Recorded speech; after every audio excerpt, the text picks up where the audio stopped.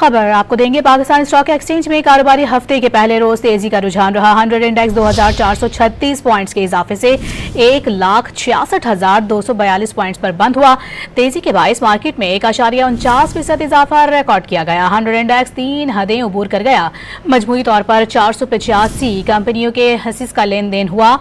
279 कंपनियों के हिस्स के कदर में इजाफा, जबकि 156 के हिस्स की कीमतों में कमी हुई। जुम्मे को मार्केट 1,63,800 पॉइंट्स पर बंद हुई थी।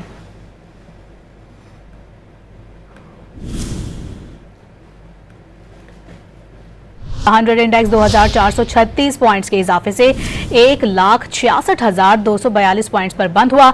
तेजी के बायस मार्केट में 1.49% इजाफा रिकॉर्ड किया गया। 100 इंडेक्स 3 हदें उबूर कर गया। मजमूई तौर पर 485 कंपनियों के हिस्स का लेन देन हुआ। 279 कंपनियों के हिस्स के कदर में इजाफा, जबकि 156 के हिस्स की कीमतों में कमी हुई। जुम्मे को मार्केट 1,63,800 पॉइंट्स पर बंद हुई थी।